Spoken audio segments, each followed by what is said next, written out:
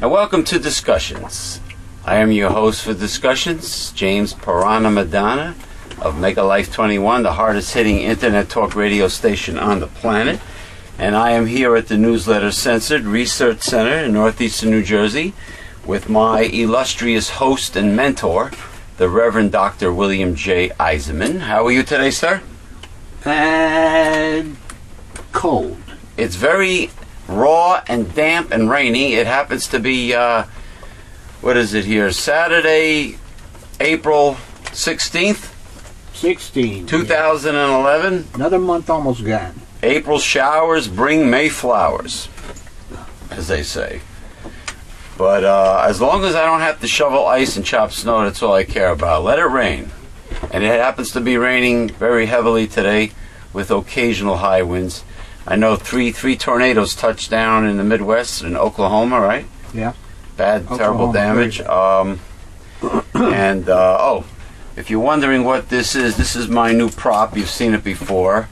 It is an imported blackthorn shillelagh from Ireland. It is the weapons-grade shillelagh that was banned by the British way back when, many years ago. And it's a prop that is symbolic of the fight of the little guy up against the fat cats, the elitists in America. Okay, which the reason why it's symbolic of that is because of the British monarchy, the way they oppressed the Irish for centuries in many different ways, and being that this was a weapon, very effective weapon of rural Ireland, I figure why not? It's a great prop. So anyway, it represents the plight and of the little guy against the fat cats, which is very applicable, or is it applicable to today? What's going on today with with corrupt, greedy, stingy conservative politicians that want a corporate plutocracy. They want global corporate control, and they want to enslave you, the mainstream. They have no respect for the mainstream. They have nothing but contempt for the mainstream. They have no compassion for the poor, and they want the middle class and the poor to continue to have the burden of taxation on their shoulders, which was put there by Ronald Reagan back in the 1980s. Yes, this is information that the Republicans have not told the Tea Party protesters. They have not told the foolish lemmings that have voted in the conservative Congress that the fact that Ronald Reagan shifted the tax burden from the rich to the middle class in the 1980s. And originally America had a nice, fair, I'd say 91% tax rate on the rich. And originally the wealth, the top 1% of America, way back when the rich paid the bulk of taxes, how much of the wealth of the United States was owned by the top 1% compared to today? I mean, it's a big difference.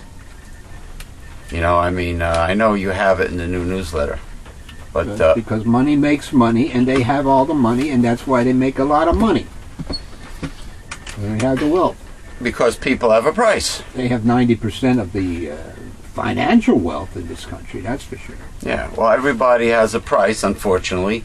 And some politicians are sold cheap, are bought out cheap, and some hold out for more. And sooner or later, unfortunately, they all seem to have a price. But look at it this way. If everybody in Washington and every governor and everybody in the House and Senate was a progressive liberal, me and you wouldn't have any, we would have very little material to do shows.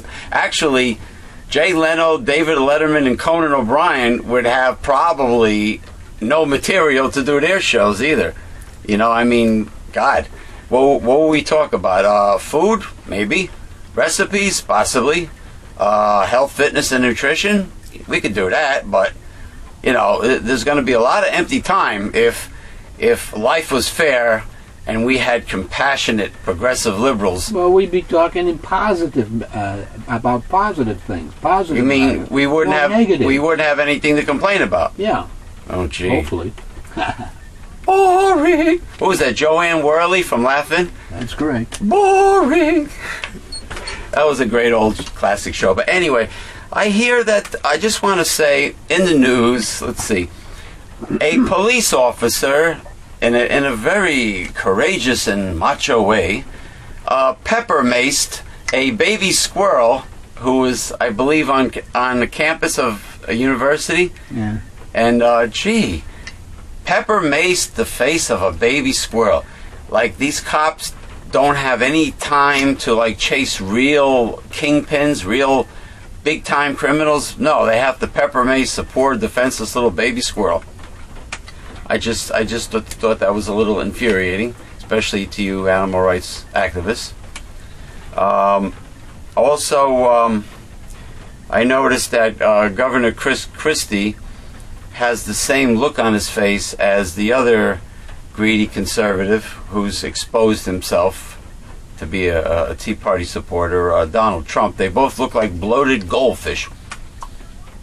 They got that pucker mouth, like they've been sucking on lemons all day. And Christie, my mother was telling me that, I don't know, I really didn't see it or read about it, but Christie supposedly was upset with the woman who unveiled the new Statue of Liberty stamp. He was bitching and bellyaching that it only exposed the head of the Statue of Liberty, and he was complaining about it. You know, Christie, you got. That wasn't the issue. The issue was that it wasn't a picture of the Statue of Liberty. What was it? A picture of the Statue of Liberty that is outside the casino in Las Vegas. Oh, the new casino. The New York casino. New York. Yeah. That's what it. And that statue is only like a few feet tall. And what is his point? I don't know what his point was, but I'm just saying the post office, got screwed on the stamp because it's not really a picture of the real Statue of Liberty. So Christie was playing the conservative patriot? I have no idea. I didn't hear anything about that. Yeah, I don't know. He was bellyaching about it. I'm sure he has bigger problems to worry about than a stamp. Believe me, much bigger problems to worry about than a stamp. But besides, if his angle, if his complaint was insulting the real Statue of Liberty, which I'm going to take a wild guess and say that's what a so-called patriotic windbag Republican does, you know what? Well, they don't like the... Liberty is only for the wealthy and the elitists, by the way. Yeah, well, they don't like that inscription that's on the Statue of Liberty. Oh, which one is that? Bring me your tired and whatever. Oh, your huddled masses? Huddled masses. Tired, you're poor, you're decrepit. That's a welcoming to immigrants. They do not like that. Oh, yes, they have a thing now. They don't want immigrants to go on a public charge. They're worried about the public charge. Ooh, they just don't want to pay any taxes, the rich in this country. They don't, anything that involves possibly helping out and being philanthropical or charitable or having compassion for the po folk, they don't like that. The conservatives don't like that. Because it makes poor folks lazy. Well, the real reality is they're too damn selfish and stingy to pay taxes to take care of the poor. They're not going to tell you that. Of course the media doesn't tell you that. And of course the Democrats don't jump in front of the camera to make sure that everybody hears the other side of the story. I just want to say that I want to do a little tribute to professional wrestler Edge.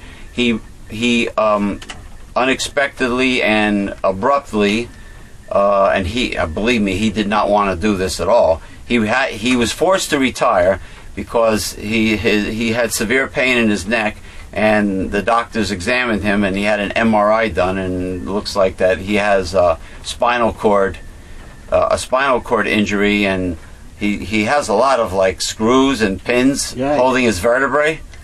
from repetitive injury, and the doctor told him, you either retire from wrestling or you end up, I mean, who knows, crippled, paralyzed, right? Yeah. Maybe another, God forbid, Christopher Reeves, you know, and he was in tears and the fans were upset. I mean, he didn't want to do this, but you know what, when it comes to your health and your life over a career, I'd say you pick health and life, you know. But you know, it's something, the old school wrestling, you know, you didn't, Nature Boy Buddy Rogers, Bruno Sammartino, Johnny Valentine, Lou Thez, Strangler Lewis, all these guys, and Freddie Blassie was wrestling, all the legends, Vern Gagne, they didn't have to destroy their bodies like they do today. They didn't have ladder matches and all these horrible scaffold matches and all these extremely dangerous maneuvers and hardcore matches that just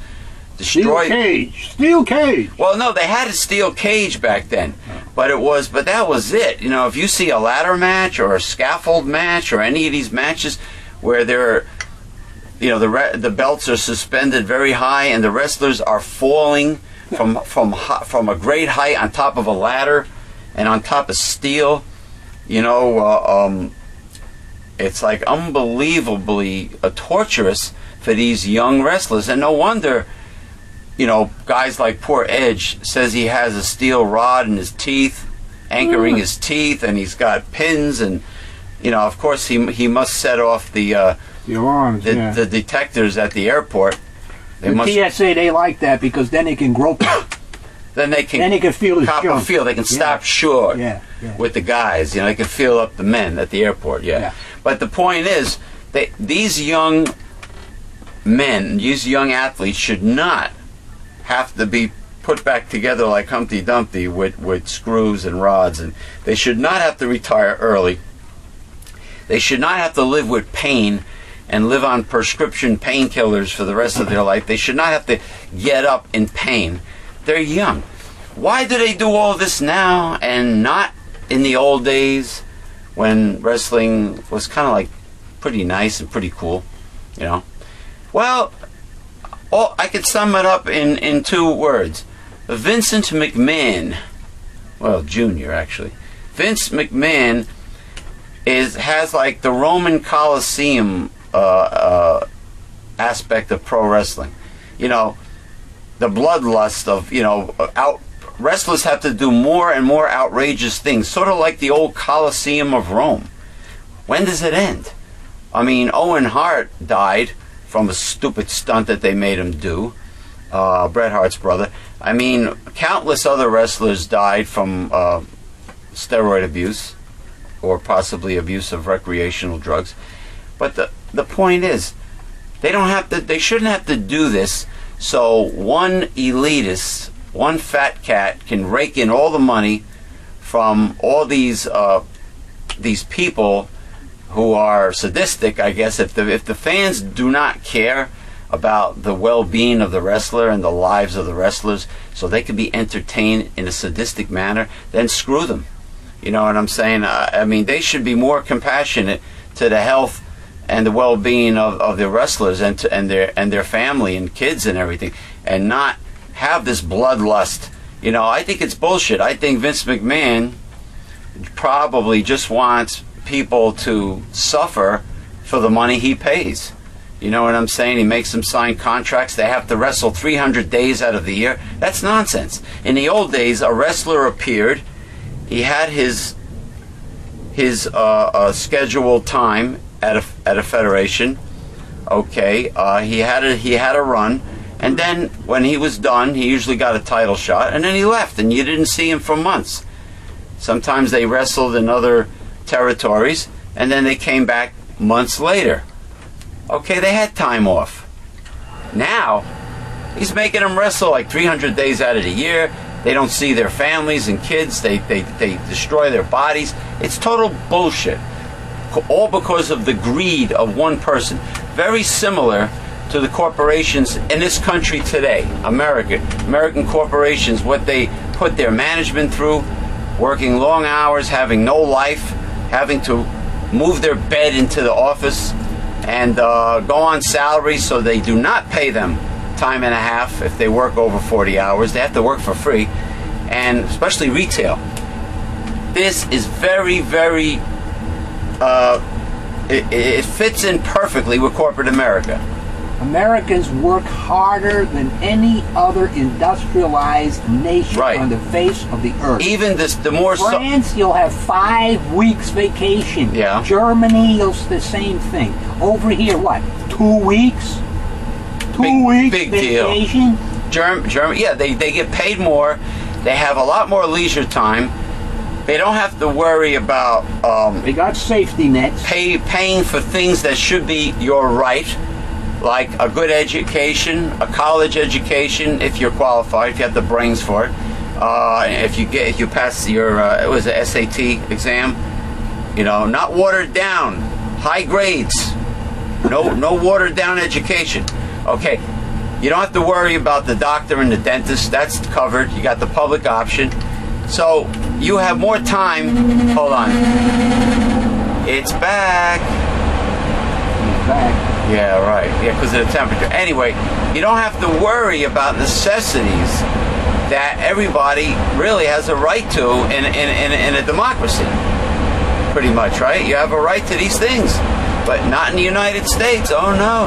The conservative Republicans and the Tea Party want you to pay out of pocket for absolutely every damn thing. And I think that sucks. And give everything to the corporation. Yeah, and the American dream, Statue of Liberty, like Christie, with his puckery mouth, like Cupid, okay, is bitching about the stamp.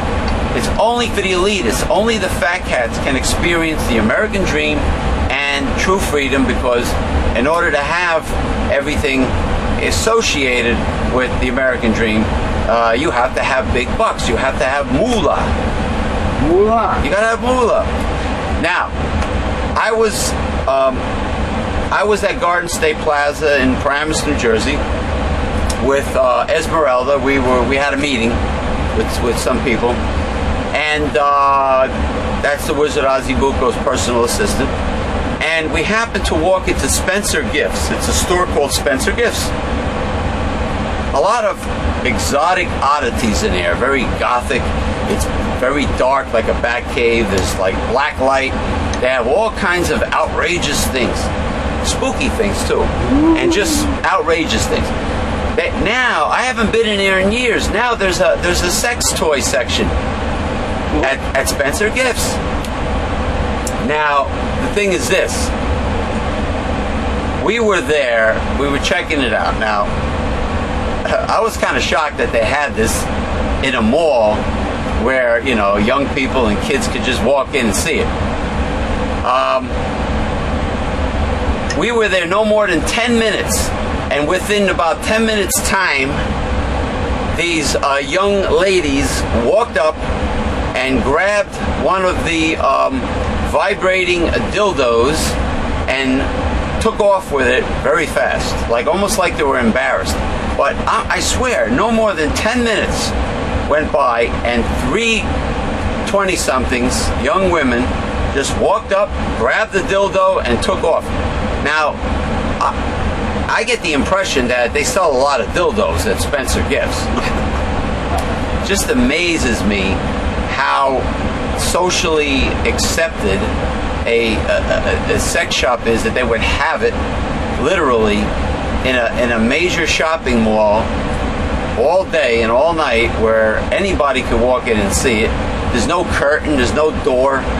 They're right there. Cock rings, lubricants, all sorts of sex toys, novelties, sexually oriented novelties, and different types of dildos. And these women were buying them like they were hotcakes. So times have changed. I guess I guess the Catholic Church hasn't gotten there yet. Somebody hasn't told them about it yet, so that they can go there and try to shut it down. Yeah, wait a minute. Maybe it's a relatively new thing at Spencer Gifts, the sex shop. I guess after this video, I'm sure a lot of crazy right-wing fundamentalists counterfeit Christian Republicans will see this video and they'll go out there and bitch and moan and report it and complain and protest, and it'll end up on the news. Who knows? Maybe it's a relatively new thing, the sex toys at Spencer Gifts. But I was just surprised to see how many young ladies just walk up and just they were selling like hotcakes. Just buy the damn dildo. Of course, they didn't stand there and read it and scrutinize it. Maybe they're afraid some guys will get the wrong idea and start hitting on them, or maybe people will get the wrong idea about them.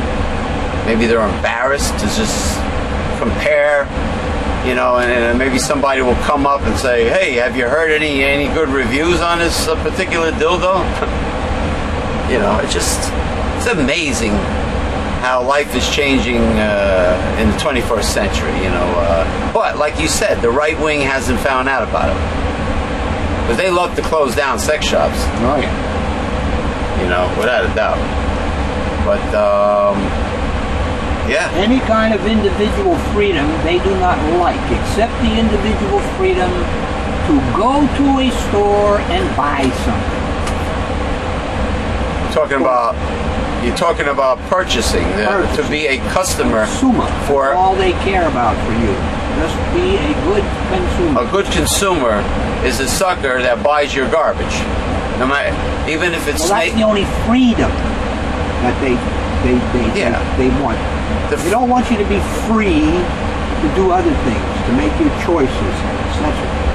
They don't want women to be free to be able to choose an abortion if they need it. Those kind of freedoms they do not like.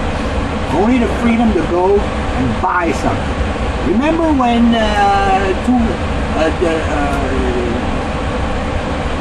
September 11th occurred? Yeah.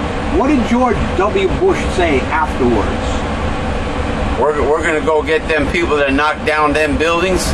No, he said go out and shop. Oh, really? That's correct. Go out and shop. That's right. So, it's money, money, money. It's like they're walking cash registers, these conservatives. That's it. They don't care. They don't care about anything else. Profit before people, profit before the planet, profit before the environment. That's basically it. They don't. Their God is money, and the church. Their church is the bank. And that's what America is in reality to them. That's what all this phony patriotism is for. It's for the elitists. It's not for you. Because if it was, you wouldn't have the tax burden. The rich would pay the taxes, and they should pay the taxes. You hear that, Christie? Yeah, you and your buddies should be paying the bulk of the taxes in this country. I mean, guys like Christie, who is a political bully, they want everyone else to make sacrifices. Oh, the American citizens, the American mainstream has to make sacrifices. This country's broke. This country's broke. The cities are broke. The states are broke. The country's broke. Yeah, broke. Well, then why aren't the rich making sacrifices? Why are governors, senators, and congresspeople making $175,000 a year with free benefits? Why is that? Why is the rich getting away? Why did General Electric not pay federal income taxes last year? Okay, why aren't they sacrificing? Why does Goldman Sachs, why does Wall Street need to get bailed out? Okay, then there's the story with the wars and Halliburton and the war profiteering and all that stuff. Listen, hypocrites. It's all hypocrisy. Has anything really changed, Dr. Bill, under the sun, like the Bible says, when it comes to the human race? Not when it comes to human nature. For thousands of years. Has anything really changed? No. All right. I wish this contraption decides that it's the proper temperature, because we went over some pretty juicy stuff on the show, and I would hate to think that it would be drowned out by this damn thing. I haven't heard this thing in like many weeks, but the temperature happened to go down. But anyway, you got some articles here, the newer ones. Half the meat and poultry sold in the supermarket may be tainted with staph germs, and new reports said. I watched this on the news, and I'm glad you cut it out. Oh, finally. Oh, I hate this fucking thing. The new estimate is based on just 136 samples of beef, chicken, pork, turkey.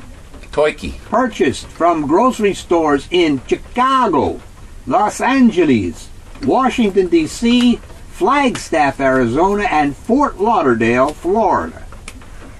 Proper cooking kills the germs, and federal health officials estimate staph accounts for less than 3% of foodborne illnesses, far less than more common bugs like Salmonella and E. coli. The new study found more than half these samples contained Staphylococcus aureus, a bacteria that can make people sick. Worse, half of those contaminated samples had a form of staph that is resistant to at least 3 kinds of antibiotics. This study shows that much of our meat and poultry is contaminated with multi-drug resistant staph. This is serious. And you know what? What the gentleman said on the news was that one of the primary reasons, probably the primary reason, Dr. Bill, that this livestock in America is saturated with antibiotics. The reason why they give them all these antibiotics is because they're so crowded into one room, and the conditions for living become unsanitary for the livestock. That's correct. Chickens or whatever. They have thrown away all the decades of I'm not urinating, knowledge that we have learned about hygiene. My and tea. All for the buck. And I was just going to say, think about it. Why does livestock need to be crowded in unsanitary conditions and crammed into one big room? Why does all livestock in America have to live in those conditions? And you think about it, well, crowded livestock, more meat, more profit. It's done for greed. They're overcrowded because of greed, and they don't care about the health of the consumer.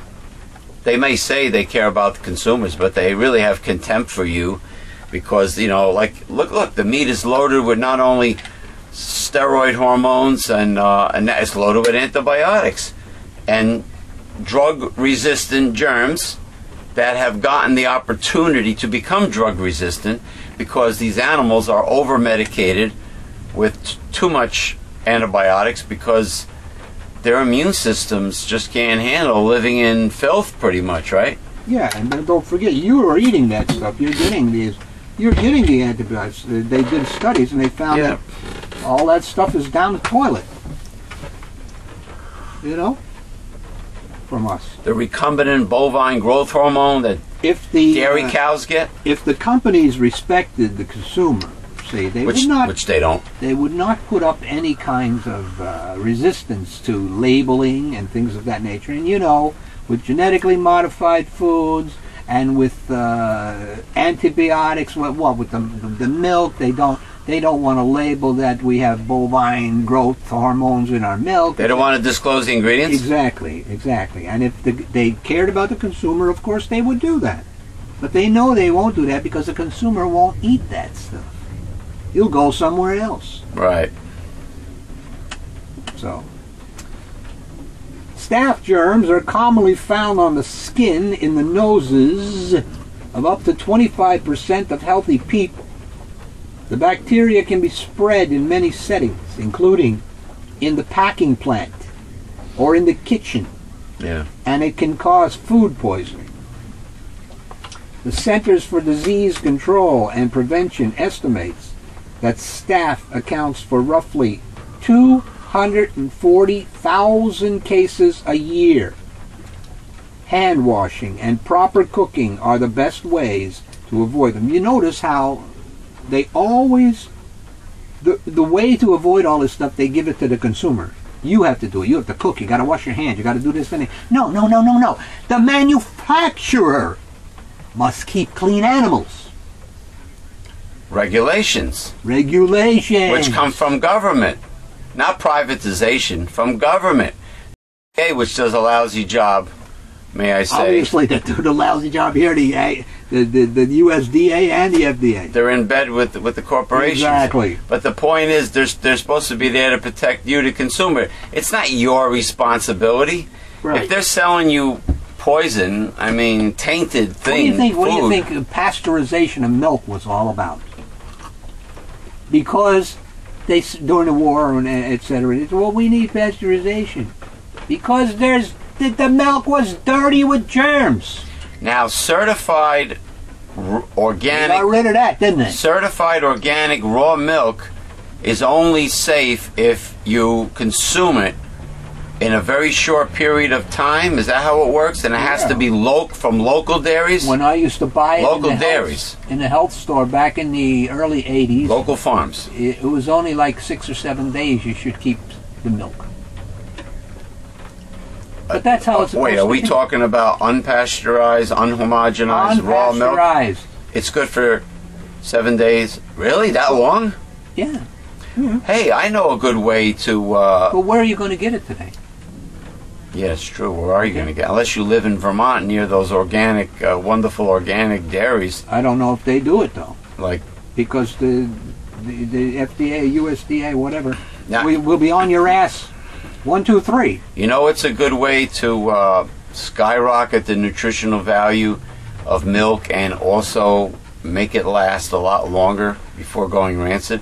I bet is to acquire what they call kefir or kefir. It's a Middle Eastern from the Caucasus, the Armenia, the Caucasus Mountains. Yeah. The people from that area between the Black Sea and the Caspian Sea, the mountains, in the mountainous area, the Caucasus Mountains. Years ago, they had a funny commercial advertising. I think it was Dannon. I don't know. I don't remember. Some major yogurt company. It might have been Dannon, and they had these centenarians, that were over the Georgians. Soviet Georgia. They were over 100 years old, dancing around, eating yogurt, saying that they owe it all to this Dannon yogurt is crap. It's not real like Stonyfields, like real yogurt. It's not even full spectrum probiotic.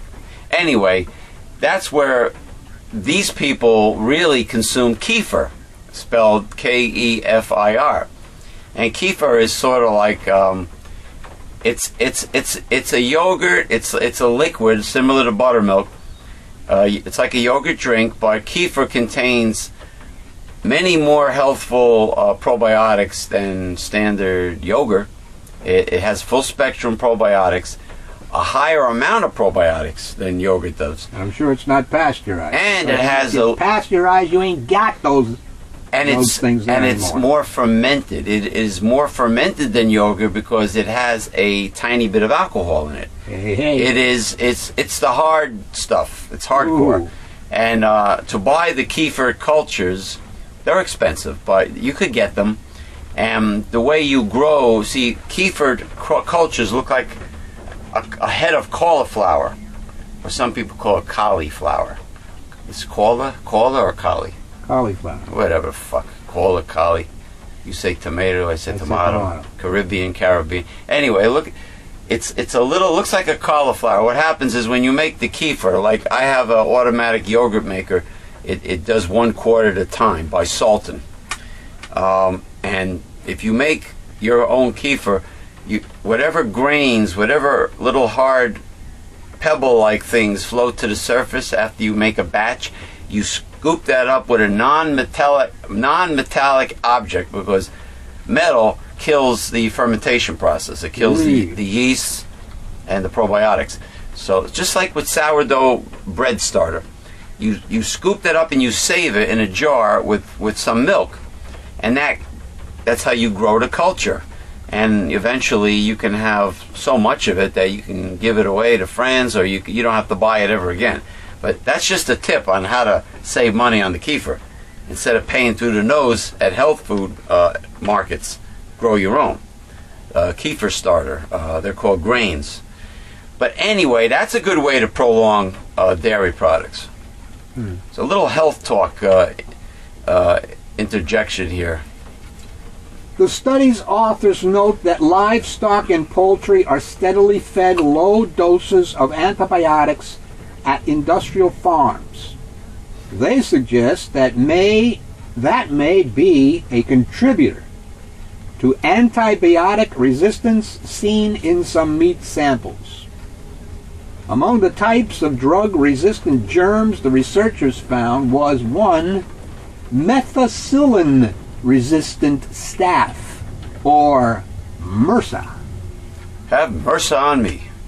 A superbug that can be fatal. They found MRSA in 3 of the 136 samples. Food and Drug Administration officials say meat does not seem to be a significant route for MRSA transmission, but health officials continue to study the issue. The government doesn't routinely check retail meat and poultry for staph bacteria. However, a fairly recent FDA pilot study in the Washington area looked at more than 1,100 meat and poultry samples and found staph in 280 of them. A Louisiana State University study of 120 meat samples found it in almost half of pork chops. 20% in beefsteak samples. The study, published in 2009, calculated the superbug MRSA was in about 5% of pork samples and 3% of beef. In a statement, the American Meat Institute said the study is misleading. Despite the claims of this small study, consumers can feel confident that meat and poultry is safe, said James H. Hodges, the organization's president. Wow. Can we all say liar? Sure, why not? Why not? Yeah, we're going to take a little break, and we'll be back. Little break, not much. I just want to say congratulations, Gary Knoll, for having Jesse Ventura on your talk show, promoting his new book. What is it called? 63 documents the government doesn't want you to see. I sat through the whole interview, and you know what? Outstanding dynamic duo, to say the least.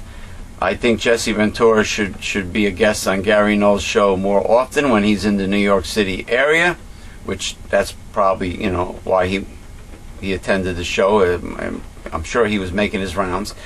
But I think Jesse Ventura, if he comes back with a 3rd season of Conspiracy Theory on True TV, he should add Dr. Gary Knoll to his staff, because he impressed me a lot.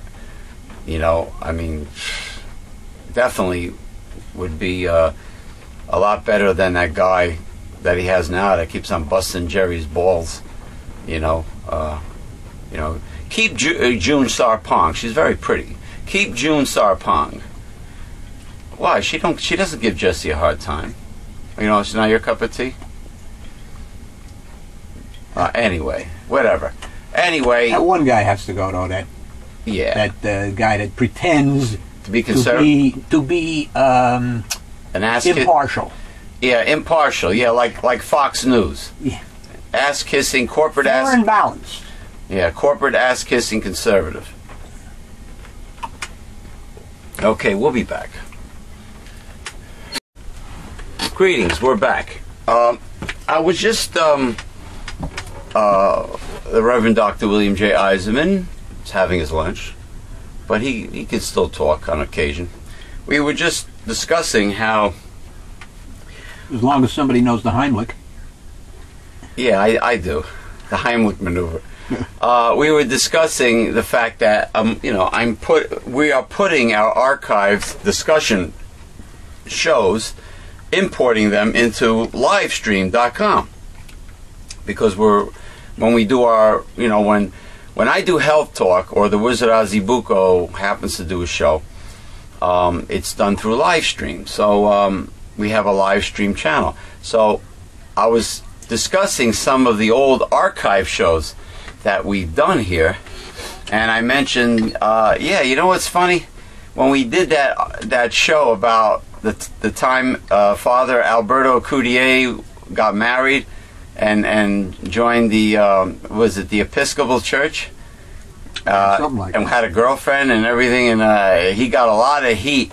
We got a lot of heat for defending him, because a lot of Catholics expected Alberto Coutier to accept the punishment from the Catholic Church instead of escaping the escape hatch, and it's just ridiculous that people unrealistically are expected to expect other people, whether they be a pastor or not, they expect them to be celibate, which is very unrealistic. It's ridiculous. It just doesn't work. The hormones are way too strong. And it's not realistic, the priest should be allowed to date and get married, have a family just like a minister, But we got a lot of heat for that. And Dr. Bill was telling me that you said the Koch brothers have a lot of saboteurs out there that that just go around looking for liberal media things, videos or whatever, and then they put their comments to sabotage the liberal point of view. They change things up on the internet to make it a conservative point of view. Yeah. Wikipedia, all kinds of blogs and stuff, and they're paid to do this by the Koch brothers and others. So you don't trust the internet when you're looking to research something. Believe me. No, well, yeah, but you could see that when you read something posted. Yeah, you can see it, but what about other people? When something's posted by a Tea Party fool, a lemming, a conservative, you could see that there's no scientific evidence to support what they say, at all. And like in your new newsletter, you mentioned faith-based initiatives that are getting funded by the state and federal government, and nothing. Taxpayers' money should not ever go to faith-based initiatives or programs, because if you can't prove that your God exists, then public money, taxpayers' money, should not pay for it. But then again, if you can't prove that your God exists, what gives any religious group the right to judge or inflict punishment on other people?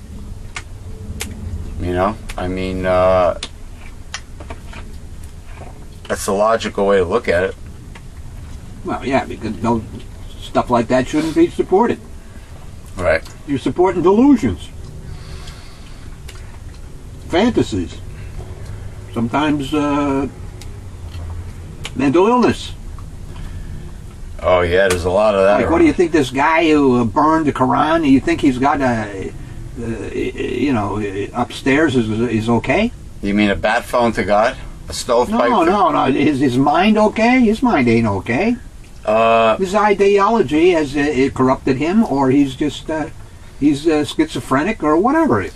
Well, he was stupid. He was told that it would cause big problems internationally, and then he just didn't care. He decided not to listen. But that's not the issue. The issue is he believes, from his point of view, right, that he is doing God's work. So does Monsanto. You know what? So does many right-wing fundamentalists. Correct. Idiots think they're doing God's work by going around bothering people.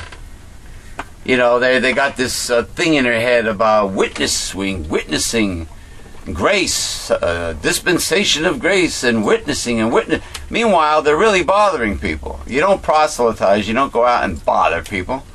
You know, people have to decide on their own what they wish to believe in or what they wish to research.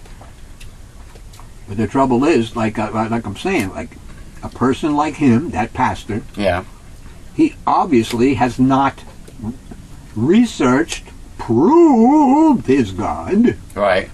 And yet he's doing things on behalf of this delusion. Right. Which he's created in his own mind that is his God. That's the problem with this country today. Right. And of course other countries, but we live here. Yeah. Well, many things coming from the right wing is delusional. Like about the fact that conservatives, the Tea Party idiots in this country, think that the European system with the public option is not working for Europe, for the European Union. It doesn't work, and they're suffering by it. They're suffering. I'm sure that they're quite content with it.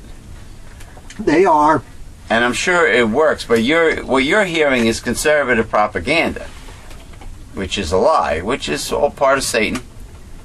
Well, it's an adherence to an ideology which is unproven. Just like the tax cuts for the rich will create jobs theory, which has been disproven several times in our existence. And in case anybody's memory is bad, may I say, the George W. Bush administration. The most corrupt and wicked administration in the history of America. The worst job by any one president. Already in Obama's sabotaging administration. Irreparable 2 years or whatever the hell it is. Yeah. He has created more jobs than George Bush did in 8 years. With his 2 big tax cuts. Yeah, well, Bill Clinton, even though he was a blue dog, moderate business person, corporatist. He was a corporatist. He left G.W. Bush with a surplus, didn't he? Yes. It wasn't from the Republicans that created that surplus, you know, and he did it despite the Republicans that had control of Congress. Am I correct? During the Clinton administration? Yeah. Which I find odd, since Clinton beat... That was Newt Gingrich as the Speaker of the House. Yeah, I mean, since Clinton really demolished Bush, Daddy Bush, in the election, right? Since Clinton really won by a landslide. No. He didn't win by a landslide? 43% of the vote. 43% of the vote? Okay. Oh, so in other words, that's the reason why the Republicans had control of Congress. Is because the country was almost equally divided? Well, it was whatchamacallit, H.W. Bush, and then it was that the sucking sound? Of? Was that him who ran then? Excuse me? The great sucking sound, NAFTA. Oh, NAFTA. The guy, what was his name? Ross Perot. Ross Perot? Was he running then? I think because he took quite a few votes from Clinton. Yeah, he did. Yeah. Unfortunately, he got, you know, he screwed himself with the whole thing about his daughter's wedding. I don't know how that possibly screwed his election. I mean, maybe because it's like the Miss America contest. Americans want a pure candidate that has absolutely no flaws at all. You know, like the time... Well, I'd like to know when the hell they've ever voted for one of those. The puritanical jerks in this country. Like the time Obama was on a beach in Hawaii with his family and he was wearing a bathing suit and they made such a big stink about it, the paparazzis and the news, that, oh, the President of the United States is actually swimming, wearing swim trunks with bare-chested and whatever, with nothing... What is he supposed to wear? A friggin' turn of the century, you know, what are those bathing suits they wore with the red and white horizontal stripes? Yeah, looked like a prisoner. Looked like a prison outfit. Yeah, they were all. You know, if you see very old photos of Atlantic City, you know, with the what is it, the steeplechase pier, $1 Million Pier, or the horse they used to dive into the pool. The people would, the guys would be, and the women would be totally covered up on the beach to here. You know, yeah, is that what you expect the President of the United States to wear? So this country has this very, very diluted, Victorian, you know, unrealistic Victorian puritanical type of attitude towards everything. That's why when we were talking about Spencer Gifts selling vibrating dildos now, they have a sex toy area. You know, it's just a matter of time before right-wing fundamentalists find out that there's a sex shop. Well, of course, after they watch this video, I shouldn't have said anything, but you know, after they catch wind of it, they might be eliminating that area. But Spencer Gifts has that, and I was telling before this fucking heater went on and created noise, I was telling Dr. Bill that within 10 minutes time, 3 young ladies grabbed a vibrating dildo and ran off with it to buy it within 10 minutes time. So evidently, you know, they say the younger women don't have much of a sex drive. You know, the woman has to be 30-something. Well, I don't know. They must be lying about not caring about sex and men and being all independent. They must be lying. They must be full of shit, because 10 minutes time, 3 women, 21 or younger looking women grab vibrating dildos to buy them. So they must have a drive in them that they're not talking about. I think it's all about psychological power, having power in the relationship. If you act like you don't need it and don't want it, and you're all independent and, you know, wow, my girlfriend's a number one, and my career, my education, my career, my job is more important than any man, any relationship. You know, the whole American woman attitude, independent crap. You know, and meanwhile they don't tell you that they're running into a sex shop buying fucking dildos. So they must care. Us guys must have more power than we think. You know, guys have a schlong. Excuse me for a second. I must assist and be useful around here. All right. Okay, back to the articles. I'll hold off on the promos.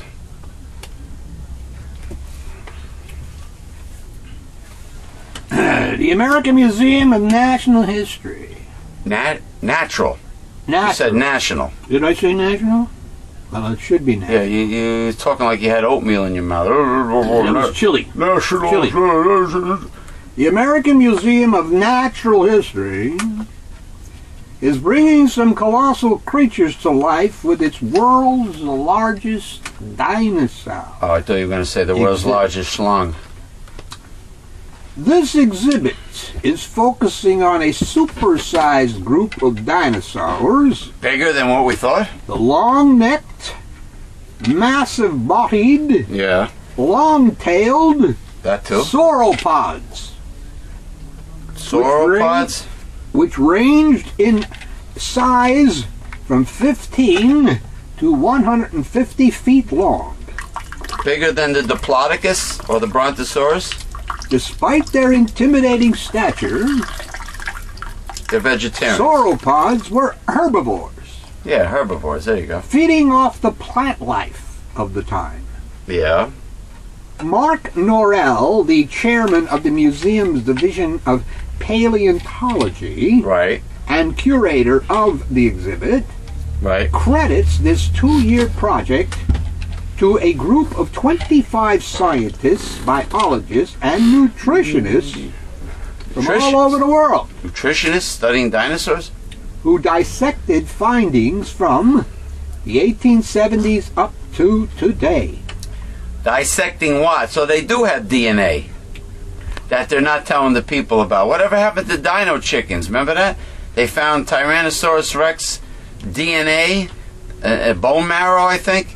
And the mad scientist, the paleontologist, wanted to combine it with a fertilized chicken egg. We never heard of that. You know, I really get infuriated when really cool science reality is kept a secret. Maybe from they the don't people. have money backing them, you know? Ah, damn it! Nobody wants the big drug companies. Nobody wants to fund a real Jurassic Park. Not unless they can patent it. This kind of work really represents the talent from a lot of people. It's very fun to work on, to tell about the biology, have it be much more scientific, and show the job of a scientist and how they unearth things. The exhibit demonstrates how these large beasts lived, breathed, ate, and moved with an interactive 60-foot long, 11-foot tall I'm waiting. female Manachisaurus. Half the body will appear normal, while the other half will be peeled back so that visitors can see how its heart rate, respiration, metabolism, and reproduction are linked to its enormous size. An excavation is offered at the end of the exhibit, allowing guests to see how dinosaurs are discovered in the field by replicating a dig site. I hope people are able to walk away with the appreciation of the detail of the process required in figuring this stuff out. Now, over here I see you're talking about DNA. I see a picture of a skull from a 13-ton sauropod, Diplodocus. Diplodocus. A herbivore. That's what I mentioned. A pencil-like teeth. Then I see a model of a titanosaur. Titanosaur. Hatchling. Yeah. Emerging from a cluster of eggs. Now, if the eggs are real here, right, and not just a replica, they should have some DNA. Sure, man, I could really dig this article. Well, here, you no can, pun intended. You can look at it. I could dig it, man. Dig I it, could man. dig Dig it. I could dig it. Excuse me. I could dig it. Let me see. Huh. All right. Well, you know, the herbivores I have no problem with.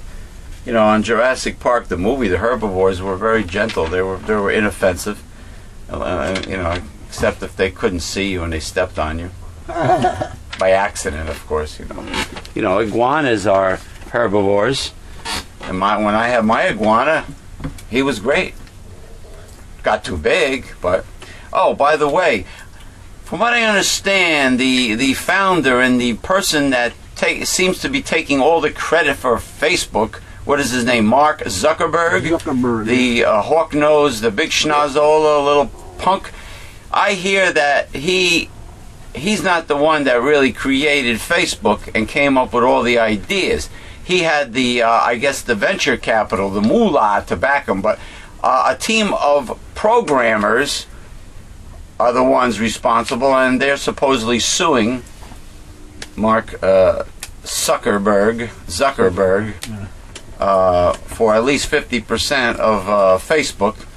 And, you know, it sounds very similar to Bill Gates ripping off his classmate there. What was Steve Jobs? Steve Jobs. Yeah, and yeah, with some of the ideas came from Steve Jobs, and he just rips off ideas from other people and takes credit for it. So Zuckerberg is another carbon copy of a Bill Gates trying to take credit for Facebook. Meanwhile, Facebook, the only reason why Facebook is so successful is because you can access it from your smartphone or your cell phone. You know, it doesn't have all that other extra stuff that you need to, you know, download and everything. You know, like with MySpace, there's just too much stuff going on. But, you know, that's the only reason. Cell phones, being that Americans are glued to their smartphones. You know, but... Two studies call into question whether many people with arthritis are needlessly undergoing one of the most common operations in America, arthroscopic knee surgery. Yeah, I would go with hydrolyzed chicken collagen, glucosamine sulfate, chondroitin sulfate. I would go with omega-3s, omega-3 fatty acids, from fish oil. I would go nutritionally, hyaluronic acid definitely. Some say extract of sea cucumber, I think. Well, I could be mistaken. But anyway, the ones I first mentioned, the chicken collagen, maybe the bovine cartilage. No, but I hear the chicken collagen is quite effective. But go with the natural protocol before you get any surgery. And if you do get surgery, get at least a second and third opinion, only as a last resort. But some people are just like some people are hypnotized by the conservative Tea Party people, politicians. There are people out there who are hypnotized by drug-pushing medical doctors, and whatever their doctor says, they go for it. Right. They do. They just They never question. Yeah, no. And they reject the natural way. Like Patrick Swayze supposedly rejected Gary Null when he was alive and with his pancreatic cancer. Meanwhile, Gary Null has cured many people with pancreatic cancer, as well as hepatitis C and other things. I'm working with a young lady right now who is anemic. They're under doctor's care. Yeah. And is supposed to take iron. Yeah, I can only imagine what iron he's recommending. Yes, it is one of those kinds of iron that is not absorbable. Ferrous sulfate, maybe? And constipating iron. He has not clued her in to take it with food, so she takes it before bedtime because it upsets her stomach and she can go to sleep on it. Why doesn't she try carbonyl iron or hem iron from desiccated liver? Well, there's 4 fumarate she should try, or glycinate, or succinate, or citrate. Yeah. Those 4 are very absorbable, but that's why I'm working with her right now, and she won't take the medication because it hurts her stomach. So what the hell good is it? Why doesn't she take it with milk? Like I do, you help you swallow. You can just take it with food. That's what it says. Yeah, well, any form of food. Medication and nutritional supplements, vitamins, minerals should not be taken on an empty stomach unless it's specified so. Right. Like they say, amino acids. If you're going to take like arginine at bedtime for growth hormone release, if you're going to take, they say, colostrum, bovine colostrum, they recommend an empty stomach. But not mostly supplements are taken or should be taken with food. Yeah, a lot of supplements are not just supplements, but calcium and you got iron is that they need the stomach acid, hydrochloric acid. You see, now you're getting a little education now and discussion. You're hearing a little health talk. This is one of our fortes here in training and knowledge, and this is what we would do if progressive liberals controlled Washington and all 50 states, when we had no material, nothing to complain about, and everything would be peachy keen in America. We would probably be talking about this: nutrition, physical fitness. Eventually, I want to bring my Persian clubs over here, even though I won't swing them because there's no room for me to swing them. But I could manage to show you. Well, I'm going to be doing a second Persian club and Sheena push-up board demonstration when the weather gets nicer, because I have progressed. So I'll be doing that outside the Newsletter Censored Research Center in our little garden that we have with the tall pines in the back. One finds that surgery is no better than medication and physical therapy for relieving the pain and stiffness of moderate severe arthritis. The other reveals that tears in knee cartilage, which often prompt surgeries, are very common. Experts said the new studies and other evidence show arthroscopic knee surgery still has a place. such as after a recent injury, but shouldn't be done routinely for osteoarthritis. A lot of people would prefer physical therapy, and their doctors would as well. The studies were published in the New England Journal of Medicine. Nearly 27 million Americans have osteoarthritis, a top cause of disability. Symptoms usually begin after age 40 and progress as a breakdown of cartilage on the end of bones causes them to rub together at joints, leading to stiffness and pain, limiting movement. One popular solution is arthroscopic surgery, in which a scope with a miniature camera is inserted through a tiny incision, and surgeons operate through other tiny cuts. Surgeons typically smooth damaged cartilage surfaces on the bone's ends and flush out bone chips.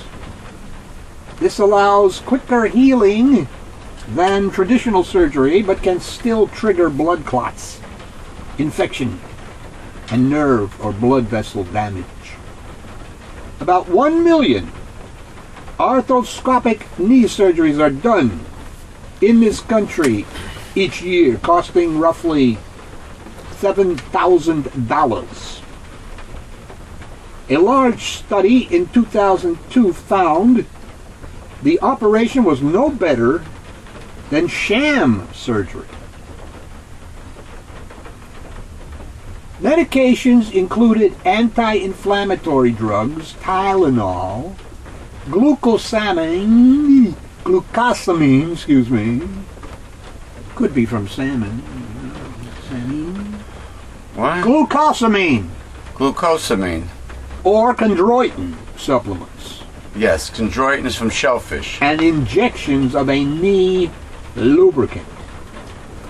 Therapy included exercises to strengthen knee muscles and hot and cold packs.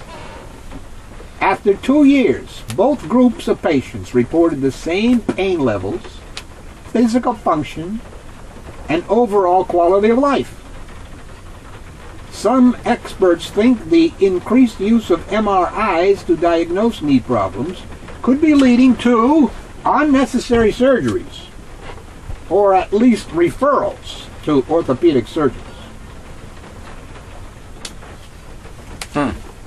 Well, there's a product made by the Mason Vitamin Company that I'm very impressed with. It's in capsules, and it contains, I believe it contains the chicken collagen, the hyaluronic acid, the MSM, which is sulfur, plus glucosamine and chondroitin. It contains the full spectrum, which works, from what I understand, it's convenient. It contains the whole spectrum. And then there's one by Vital, which has herbal anti-inflammatory in it.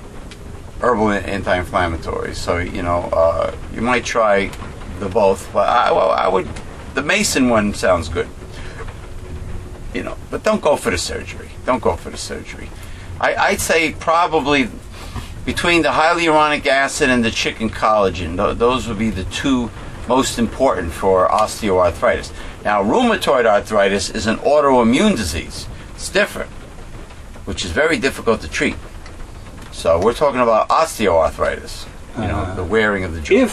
If the rheumatoid arthritis is of a stinging, burning nature for the pain, you might want to try homeopathic Apis mellifica. Apis is bee venom, which comes from bee venom. Apis, ape come from the word bee, Latin. The Reverend Dr. William J. Eisenman has a PhD in you have one in homeopathy and one in veterinary, a certificate in veterinary homeopathy. You have one in naturopathy. Homeopathy, yeah. So, The government said It will start considering proposals to sell genetically engineered animals as food. Oh man, oh boy. A move that could lead, excuse me, to faster growing fish, cattle that can resist mad cow disease, or perhaps heart healthier eggs. At what expense? Laid by a new breed of chickens. A new breed of genetically modified chickens. Franken-chickens. Franken-chickens. Franken-food. Yeah. The rules will also apply to drugs and other medical materials from genetically engineered animals. Yeah, not Al Franken. That's a different Franken. A field with explosive potential. Yeah. U.S. supermarkets currently sell no meat from genetically engineered animals. But a Boston area company called Aqua Bounty Technologies. Bad idea. I know where you're going with this. Hopes to win approval next year for its faster growing salmon and make the fish available by 20. That wild aquacultured salmon with the suppressed immune system and the PCBs and the toxins that are found in wild salmon. 2011. So they must be doing it now. Oh, they must be doing it now. Well, they investigated even the farm-raised catfish from the south, I guess Louisiana. Yeah, raised on grain. They give it the same feed. They treat the catfish, the aquaculture food, just like they treat the livestock. They get the same food every day. Now, in this case, it's a man-made lake or pond. So the catfish, or in this other case, in the article, this Atlantic salmon, are in a confined area, and they end up feeding off the bottom, which is bad because all the crap, as you know, settles to the bottom, and including what happens with acid rain, what happens with other contaminants. It enters the. I'm sure these aquaculture lakes are not in super pristine parts of the world. And besides that, even they're not being fed their normal food. Just like what do you think the mad cow disease came from? Because they were making a food for the cows out of shit. They were chicken shit. No, you know what happened? And everything else. They were recycling dead animals. The dead carcasses of old and infected and sick cows. They were feeding their cows cow. They do it in mainland China. They were taking in mainland China they were seen taking dead chicken carcasses of chickens that had gotten sick and died and processing them for export. And a nice vision, right, consumer? Well, anyway, that's what happened in England during that mad cow disease epidemic. They were feeding cattle, and sick cattle at that. Hey, listen, bovine are not carnivores. Are not carnivores. Jeez. They're herbivores. Horses, herbivores. Chickens will eat any damn thing, to be honest with you. They're opportunistic. They can be predatory if you're not fast enough. Herbivore, they're anything vor. You name it vor, like Homer Simpson. A chicken eats like Homer Simpson. Just about any damn thing he can get its beak he's on a seafood diet. Well, then again, a pig is like that too. Yeah, they see food and they eat it, like Governor Christie. Yeah, but he's got a problem because he eats the poor's food. The poor's food. He eats the food of the poor. The food of the poor. Yeah, he goes to the pantries and steals their food. Governor Christie wants to close food pantries in New Jersey because I guess he has no compassion and he's greedy and stingy. But I'm sure Chris Christie's food pantry is well stocked with the finest, and plenty of it too. Anyway, he kind of looks like the Gerber baby food baby, with that face, the cheeks. It tastes just like any other farm-raised salmon. Yeah. said the Vice Chairman, Elliot Entis. Elliot Entis. Reaction from consumer groups was mixed. They welcomed the government's decision to regulate genetically altered animals, but they cautioned that crucial details remain to be spelled out. For example, the Food and Drug Administration does not plan to require that all genetically engineered meat, poultry, and fish be labeled as such. Here we go again. Keep the information from the consumer, because if the consumer knows what he's going to eat, he won't eat it.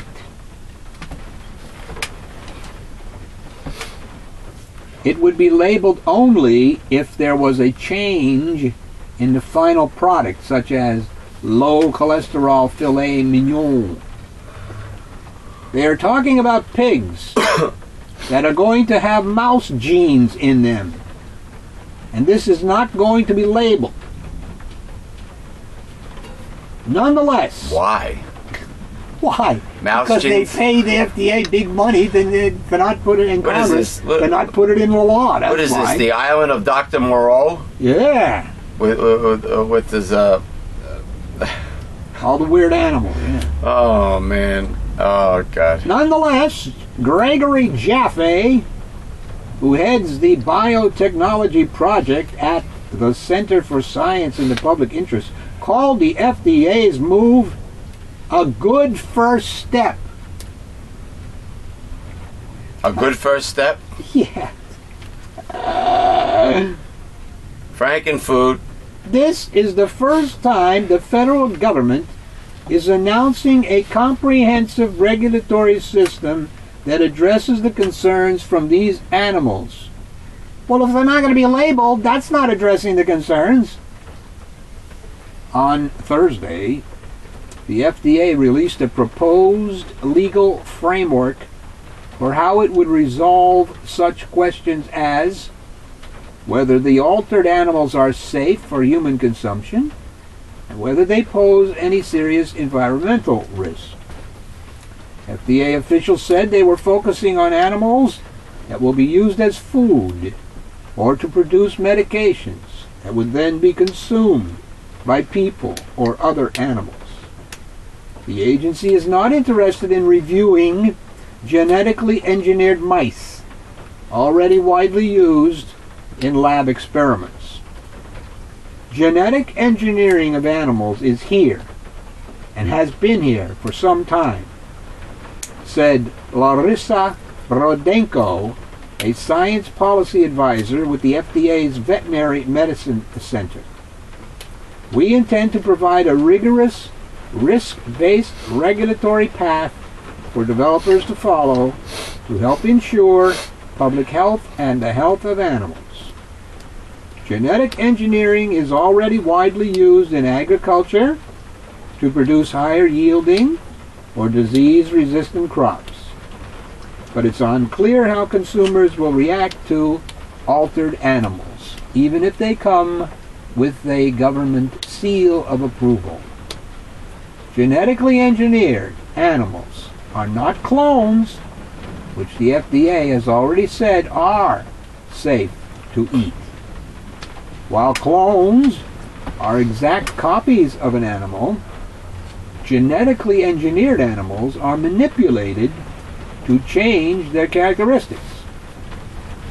Genetically engineered animals are created when scientists insert a gene from one species of animal into the DNA of another animal to reprogram some of its characteristics. For example, fish could be made to grow faster, or pigs might be engineered to produce less waste.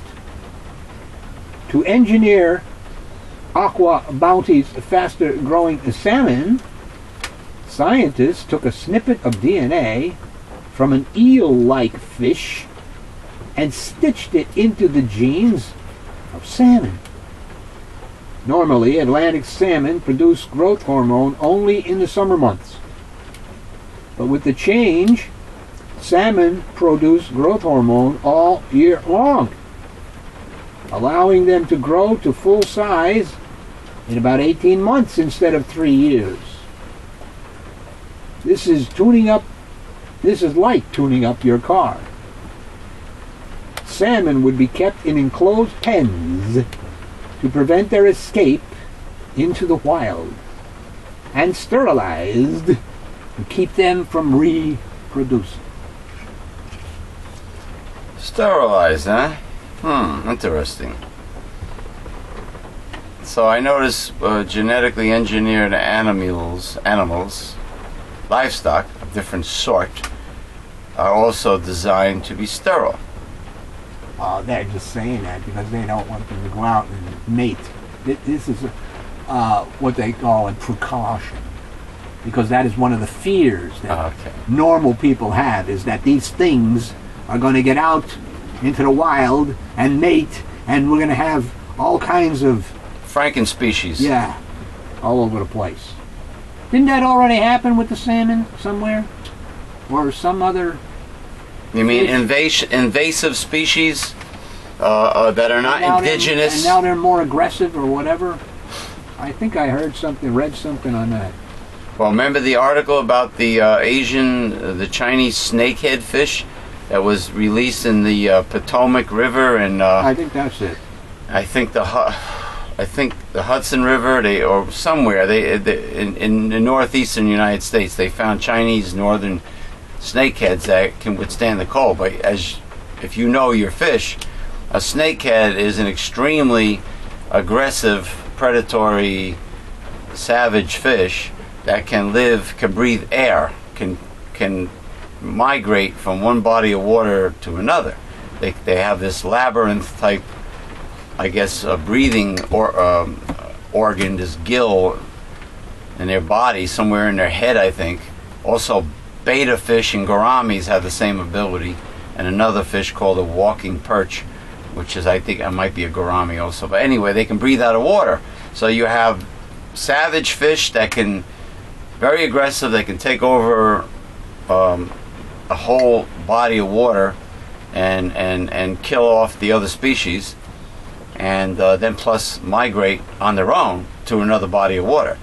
Well, of course, they're not indigenous to the United States, okay, and somebody let them loose. The same thing happened.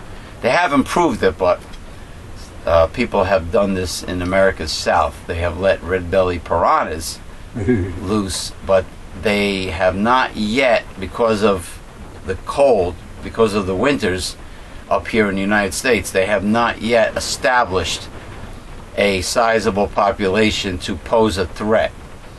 In other words, they haven't found a large school of red-bellied piranhas yet in the United States.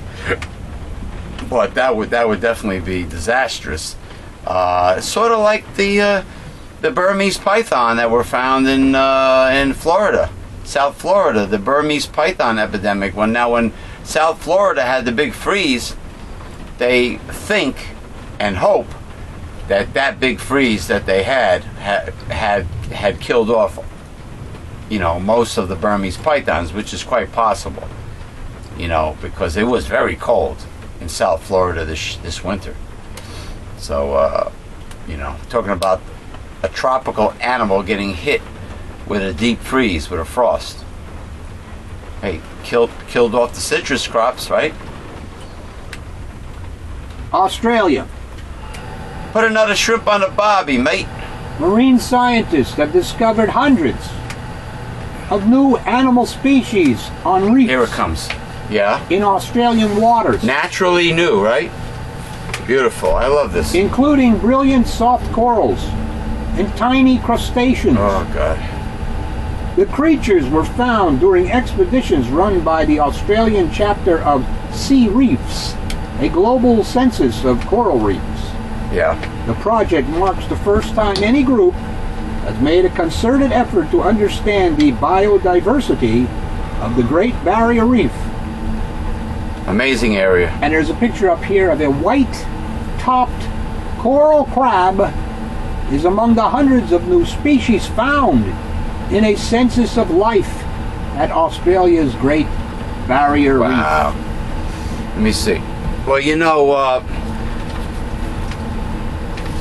the marine. There you go. Marine aquariums. The marine aquarium industry. They farm raise soft corals, which can be quite beautiful. They're called soft corals. They have like a leathery appearance, and very good. Congrejo, as they say in Spanish. The soft corals are propagated in captivity, and they sell for a lot of money. Of course, anything, listen, Rare. America,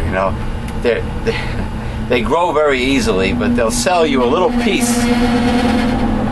Hold on, a little piece of soft coral for like over 60 bucks, 50, 60s and up for a little piece attached to a rock, like that big. A rare blue butterfly. Blue butterfly? Took flight this week on a windswept bluff of the Palo Verdes Peninsula in California. Speak a little Then loud. another, and then another. Piece of shit machine next to me. A cluster of conservationists. Got conservatives on our Yeah, brain. the conservatives on the brainy. Conservationists. Conservationists watched in awe. In all, 80 endangered butterflies, Yeah. each bred in captivity, ventured into the wild for the first time. Exotic butterflies? Well, a rare blue butterfly. That must be beautiful. Papillon, is that how they say in France? Butterfly, papillon. It was a big step towards saving the Palo Verdes blue butterfly from extinction. The peninsula had been its only home on Earth until 20th century development bulldozed its habitat. There you go. Buildings contractors. They're selling homes in their land, Mother Nature, infringing on nature. And then they complain when the wild animals end up in their backyards. They complain. The people complain about that, right? You don't fucking belong in their territory. I'm just ecstatic to be here. Biologist Jana Johnson told the gathering moments before the cobalt blue butterflies were set free in a gully of San Pedro's Friendship Park. The Palos Verdes blue is finicky, so it took conservationists a few years to prepare for its return to the park by landscaping slopes just to its liking. The thumbnail-sized butterfly lays eggs on just two kinds of plants, locoweed and deerweed. There's actual plant called locoweed? Oh yeah, when they go, the cattle and everything used to eat it, they go loco. I wonder if tumbleweeds are alive when they tumble. I wonder if they sell them. They're dried out. You think Tumbleweeds are dried out. You think they're dead when they start? That's why they get loose from their roots or whatever, and then they blow across. So you can't. There's no such thing as a live tumbleweed. Yeah, it's still in the ground. It doesn't tumble. But the ones that you see blowing around, these are dried out. So you can't sell a tumbleweed that's tumbling and just tie a leash to it, and just have it in your backyard as a genuine American Southwest desert tumbleweed, and just have it blow back and forth, back and forth, back and forth. I guess you could, but it wouldn't be alive. It wouldn't be alive. It's not alive! You don't have to water it and fertilize it. Wouldn't that be funny, trying to water and fertilize a tumbleweed as it's moving? I could just picture somebody chasing this damn thing around the yard. You'd be surprised as a souvenir how many they would sell to sucker tourists. Anyway. Their leaves are the only things its larvae can eat after hatching. The butterfly's life is short, typically 5 or 10 days. That's it? With so little time allotted for reproduction, you think you have problems?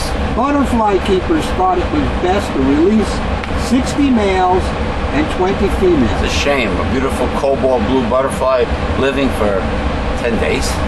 The instant they were let out of their clear plastic cups, many of the butterflies opted first for food.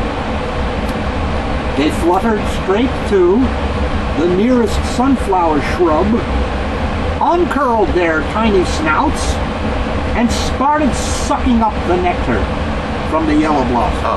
Oh, you mean they're attracted to certain flowers? Well, that's what they eat, nectar. The butterfly's new friendship bark habitat is its third in the wild since it was rescued from the brink of extinction in 1994. Yeah. A sighting that year at a military fuel depot in San Pedro, California, marked the first time in more than a decade that anyone had spotted a Palos Verdes blue. Since then, thousands have been bred in captivity and released at this time each year.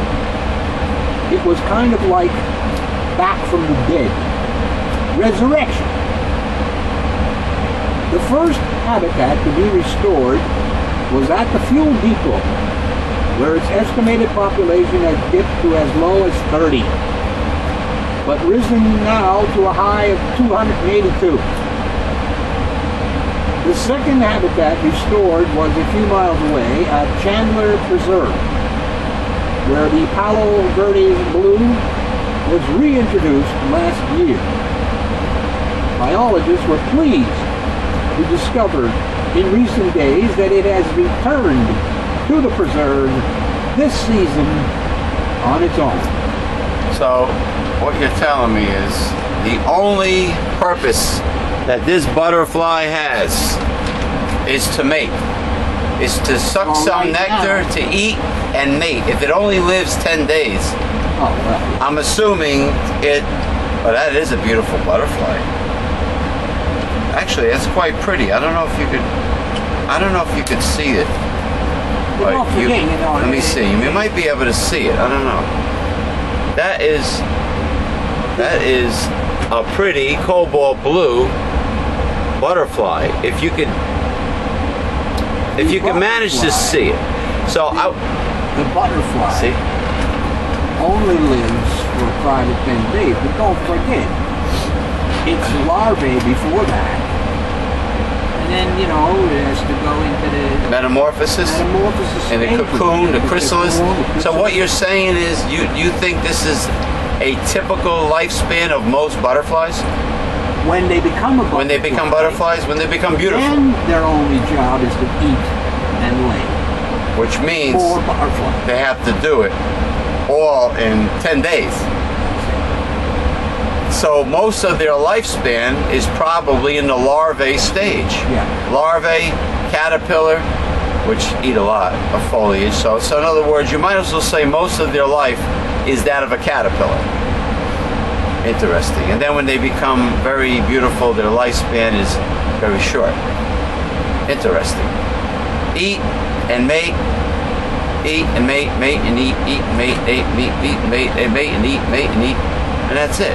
See, there's nothing about making money there, is there? It's like the life of Snooki, right? No, I'm sorry. That would be eat, mate, and drink. In the life of Snook, and then get $32,000 from Rutgers University to talk nonsense. Anyway, now besides the Papillon article, is there any article applicable to this week that is political or Christie-ish? Anything that would get me riled up before the show is over? No. Nothing that would rile me. What about John Boehner? John Weeper of the House, Boner Boehner? No. Nothing. Donald Trump? We don't keep things like that unless they are very extraordinary. What about Donald Trump's shenanigans? Nothing, right? Not interested.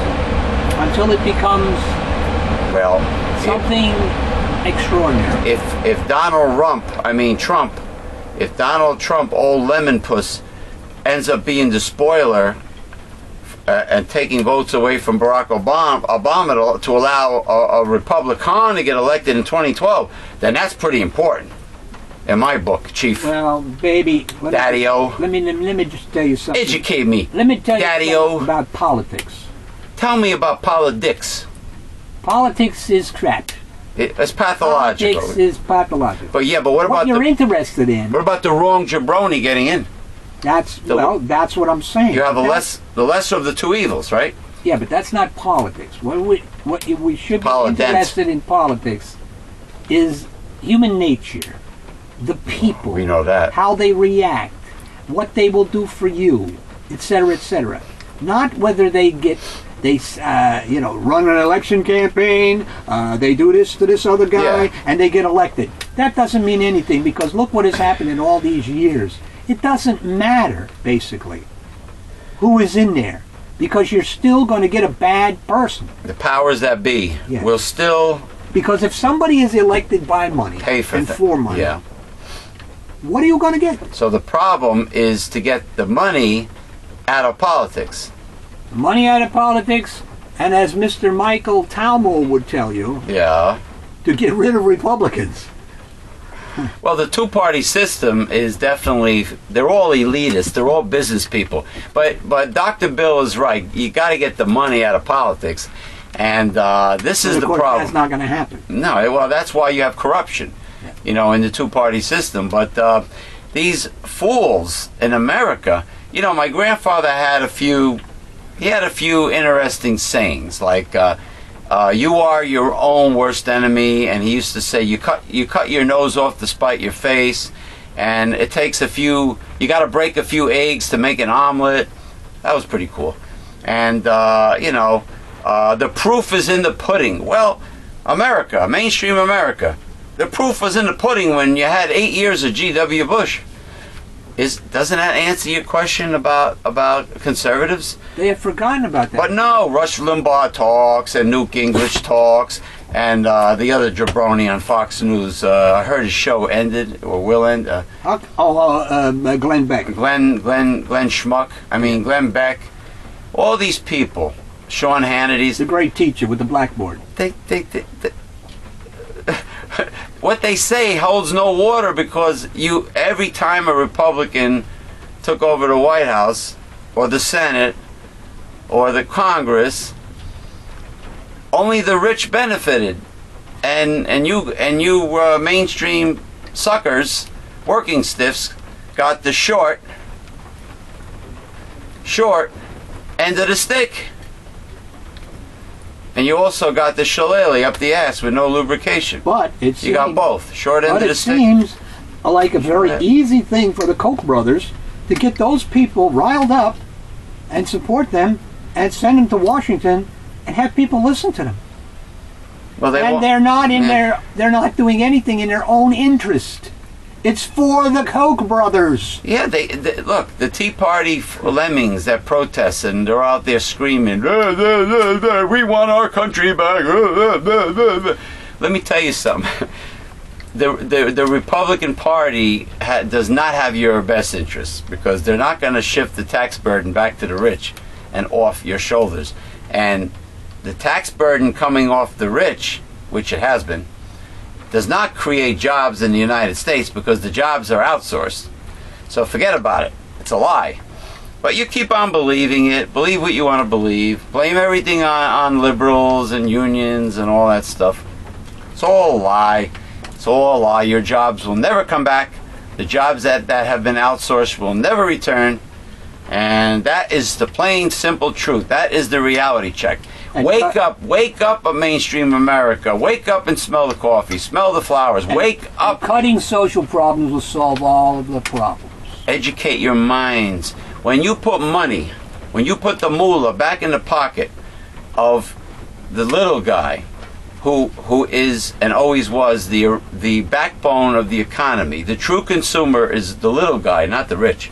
And the producer of wealth. And the producer of wealth. You put money back in the pocket of the little guy, which includes, by the way, middle-class entrepreneurs. That's little guy, too. The middle class.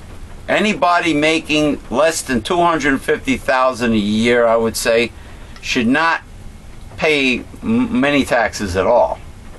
except for, you know, maybe a few miscellaneous, you know, well, it should be low. It should be a very, very, very low tax rate. Very low. And then the poor should pay nothing, you know, and the lower middle class really shouldn't pay anything. But all the muckety mucks, over 250,000 a year, and of course up to the 1%, the elitists, they all should be paying the taxes. They will still be rich after they pay the original, let's say they paid the 91% tax rate. They'll still be rich, Dr. Bill. They would still enjoy the high standard of living that they've always enjoyed. They have no wants and no needs of surviving, or etc. Yeah, but it's greed. There's a certain point that comes with money, at that level, that plateau, and after that, the spending is merely for what? Luxury items, investments. Yeah. But these investments, you know, are not creating factories, and jobs, and things of that nature. We've already been through that. It did not work. 30 years of it. Well, not 30 years, but under Reagan, George Bush the First, and George Bush the Second. Daddy-o Bush. Okay? Those were the experiments that were done then. It didn't work. Soon as Clinton raises the tax rate from 35% to 39.6%, you get a surplus. There you go. And that's... We don't have a spending problem. We have a revenue problem. We're not raising enough taxes because the rich have been having a holiday. Now, from 39% from Clinton creating a surplus, could you imagine what the original 91% tax rate would cause? Then you would experience the American... Then you would need a tax cut. Then you would experience the American dream, and you wouldn't have this problem with homeless and foreclosures of mortgages and veterans being disrespected and made homeless. You wouldn't have any problems with food pantries. You wouldn't need food pantries. There'll be milk and honey flowing through the streets. Not gold, but you know, look, the economy will be strong. The job market will be back. Jeez, that's not a conservative vision of America, is it? No, it's not conservative. Ah. It sounds like it sounds like the progressive liberal approach is the closest thing to God's economics, and is the conservative approach. The liberals, gee, does that make liberalism closer to the Bible? Interesting. Well, nothing is closer to the Bible's economics, but that's the point fair. of it is that what we have today called market capitalism certainly is not, I repeat, anything like the economics stated in the Bible. Nothing. Well, the economics stated in the Bible is the economics of doing the right thing and being fair and having compassion and not being greedy and stingy and trying to hoard everything. You know, well, the few. But anyway, we're going to take a break, and then I'll do promo while Dr. Bill partakes in his high green tea and nutritional supplementation. I got to tell him something about what I started taking that I like a lot. But anyway, we'll take a break. Greetings, everyone. Greetings. We're back from break. Now, Reverend Dr. Bill is taking his nutritional supplements and drinking his high tea, green tea. And I just want to say that the Nutrex certified organic Hawaiian spirulina that I started taking from, you know, of course at a discount from Swanson Vitamins is outstanding. You only take 3 a day. One of nature's greatest nutritional powerhouses, spirulina, blue-green algae. Just look on the internet and read up about it. It's unbelievable. It's one of the top few health foods, super health foods ever created. So that's by Nutrex, Hawaiian, grown on the Big Island. I'm not sure what the Big Island is called, but I highly recommend it. So anyway, this guy next to me, right over here, this is a self-portrait of the Reverend Dr. William J. Eisenman. The Reverend Dr. William J. Eisenman is a fine watercolor artist. And this is a self-portrait of him. Check out the Reverend Dr. William J. Eisenman's fine watercolor art gallery at www.newslettercensored.com. Also at www.megalife21 I'm sorry. I got upset before for a certain reason off the air. Anyway, www.myspace.com/megalife21. Did you hear that? Okay. And the William J. Eisenman Facebook profile. Check out his gallery of fine watercolor paintings. And if you like one of them, send him an email. And if it's available, the bidding starts at $500. So you got newslettercensored.com and Facebook, and you got the MySpace profile for Megalife21. www.myspace.com/Megalife21 probably has the biggest and most vivid of all the William J. Eisenman art galleries, the way it's set up. You double click on it and it gets really big, and it's got the black background. But anyway, this is what we're all about. Founded in 1977 by the Reverend Dr. William J. Eisenman. Newsletter Censored. This is the very backbone of our organization. This is the best way to be a part and join our organization, is to get your annual subscription to the most hard-hitting newsletter that was ever invented anywhere at any time. It contains the 5 taboos of American life, which is politics, religion, health, human sexuality, and child rearing. There's more information in the newsletter than there is on our websites or on our talk shows. Okay, we reveal the kind of information that most people are afraid to hear. Can you handle it? So go to www.newslettercensored.com. Read all of the hard-hitting information. Click on the printable order form. And with your gift to support this work, get your free annual subscription with your gift to support this work of Newsletter Censored. You need Newsletter Censored in the end times. We are living in the end times. You need Newsletter Censored. Okay? You need it. And it will show you how to defeat a conservative, the proven tool of Satan in the end times, representing the devil's economics. So, but that's basically it. Now, I was telling the Reverend Dr. William J. Eisenman, being that the nice weather is approaching, I was in the mood for high quality smoked sausage, smoked kielbasa. So I went to a local Polish butcher that smokes their own sausages and their own meats and bacon and everything. And they were all out of the particular kielbasa, smoked sausage, that I prefer. Okay, they had some others. They have some that's like $5 a pound, but I didn't feel like spending that much on smoked sausage. But anyway, I had gotten the homemade frankfurters. Man, were they good. High quality meat. With that snap when you bite it, and you could taste the quality. You could eat it without the bun, and it tastes great. So I had that, and of course everything else is great, is there. You know, the rye bread, freshly baked, the desserts, the meals that they prepare, the homemade sauerkraut. I mean, and then that's where I get my berry, my antioxidant-rich berry tea. It's imported from Europe.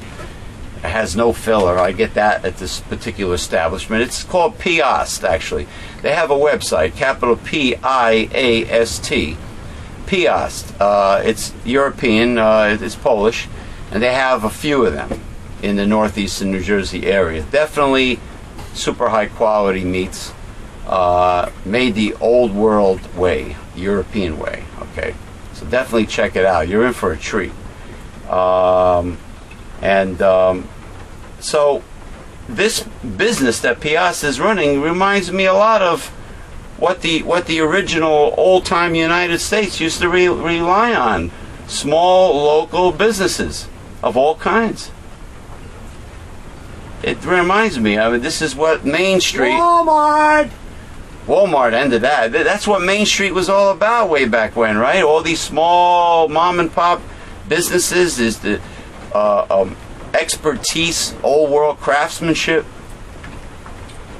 That, again, is one of the basic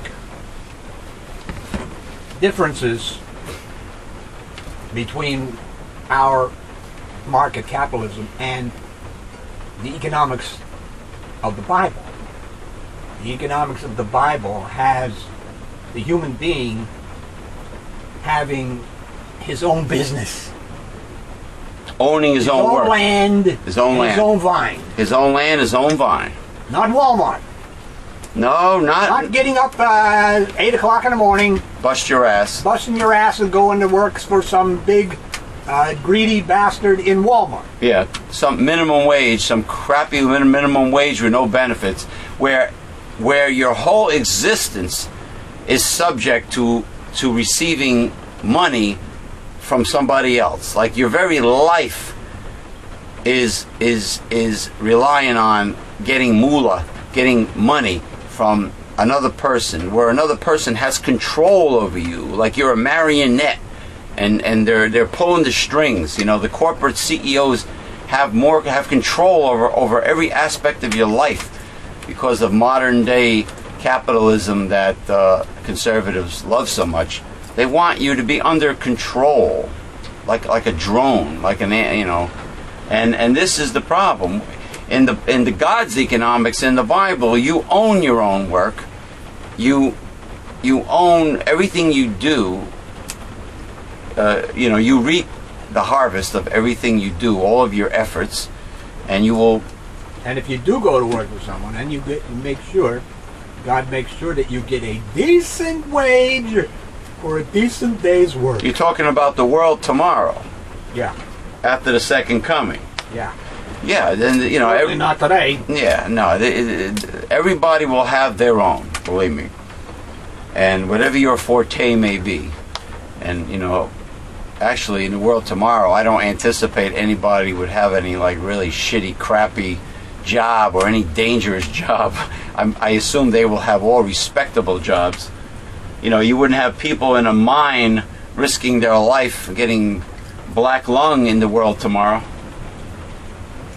Well, in the world, after the world tomorrow, when God levels all the mountains and etc., most of that mineral stuff and gold and stuff that's down under the sea, that's all going to be up easily gotten.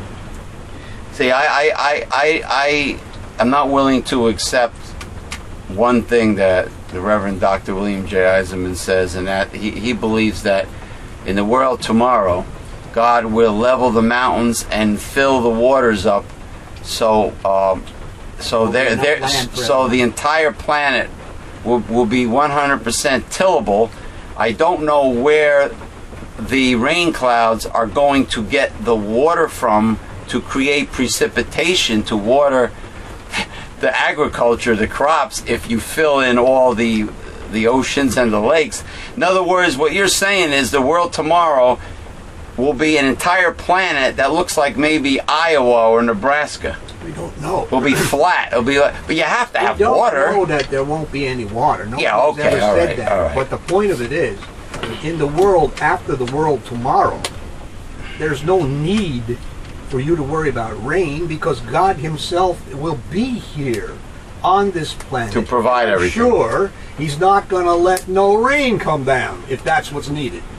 Right. And there will be, of course, plants and trees, especially, hopefully there will be a lot of blackthorn trees to make more shillelaghs. You won't need shillelaghs. What am I going to use as a prop? All weapons and things will be made into plowshares. Oh, we wouldn't have a problem. In other words, I wouldn't be upset about conservatives in the world tomorrow. So I wouldn't. I wouldn't have to shake this. I wouldn't have to shake this and slap. No politics. then I would. What am I? I have nothing to be upset about. So I guess I would talk about recipes and nutrition and exercise, maybe. But what about my Victorian walking stick with the eagle on the end? I could use that, right? No weapons. No weapons? None? None. What about hunting? There'll be no need for hunting? The animals will be no longer cursed, and the lion will lay down with the lamb. The lion would get laid by the lamb? Lie down with the lamb. Oh, lie down with the lamb. Oh, I'm sorry. That means they will be Excuse friends. me. They will not be eating each other. Right. Laid down. I'm still thinking about the chickie poos buying the dildos in Spencer Gifts, so I have to say. But anyway, come on. You're starting to think like these feminists, you know, these women that are so prudish. You're starting to think like Christine O'Donnell. Don't do that, man. These young ladies are doing something very natural. Trying to get an orgasm with a phallic-looking toy. I guess so. I guess that's their objective, right? Well, masturbation is a natural thingy. Yeah, it's just peculiar. Different way of bringing it about. That it's out in the open the way it was until the right wing finds out about Spencer Gifts. Guaranteed, Spencer Gifts down the line, especially with the conservatives taking larger control of this country, will be closing down their little sex shop area. You'll see. You'll see. I should have had Esmeralda take a little sneaky video of this thing. See?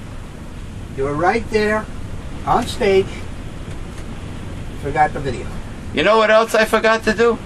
When I was on my way, when I was on Route 80 the other day, I was doing the speed limit, Interstate 80. It goes from New York City to San Francisco, California. I was doing the speed limit, 55. Everybody was blowing by me, tailgating me or giving me the high beams. Meanwhile, there's 3 or 4 other lanes that they could use to pass me. Okay, screw them. I said, hey, pass me, man.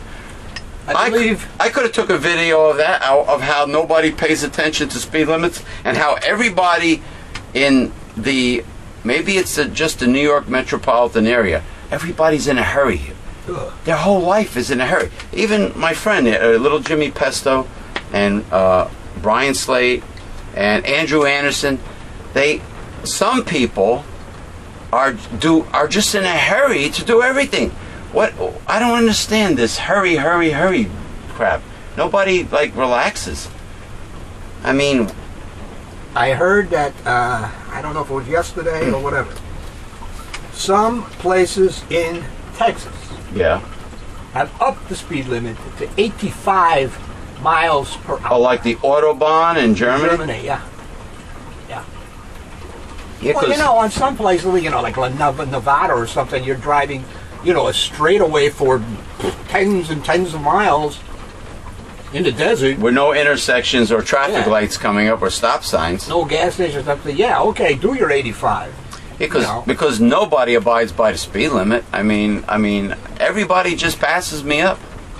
It doesn't matter if there's 3 lanes, 4 lanes. Regardless, whatever you do, if it's 60 miles an hour, they're blowing by you. So, you know what I hate is tailgaters that give you the high beams to try to intimidate you, which is a crime.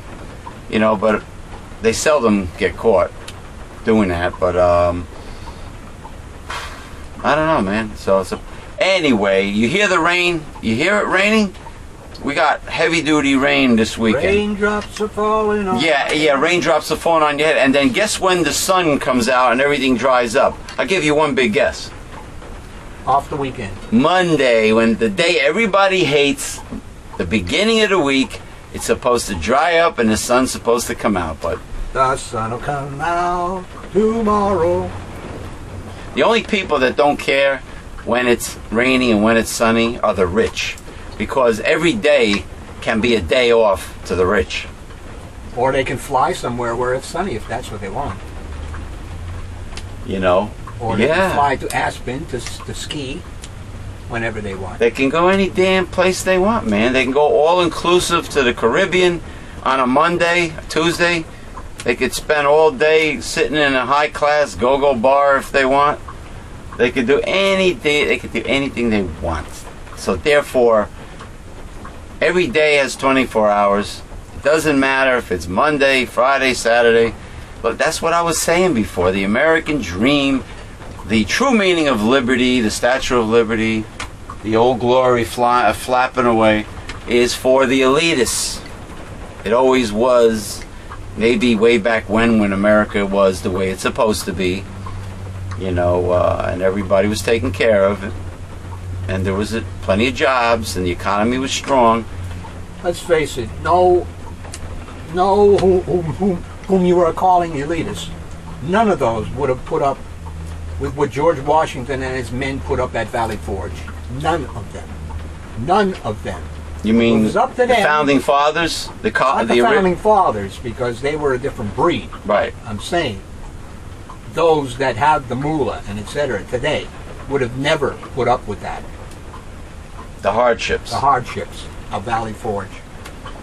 Oh no, you can't compare. You can't compare the conservatives today in Washington with General George Washington and the colonists fighting.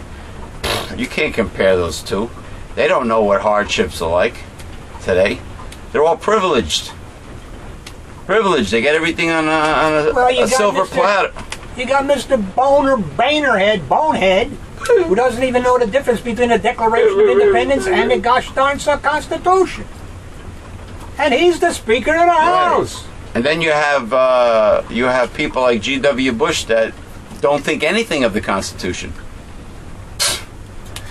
Oh gosh. Anyway, we're in the end times. That explains everything. The devil's economics is most likely here to stay. And you know what? If it's prophesied to be, it's prophesied to be that destruction will happen.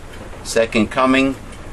It won't be a pretty sight, but I suppose that there will be plenty of room in that lake of fire.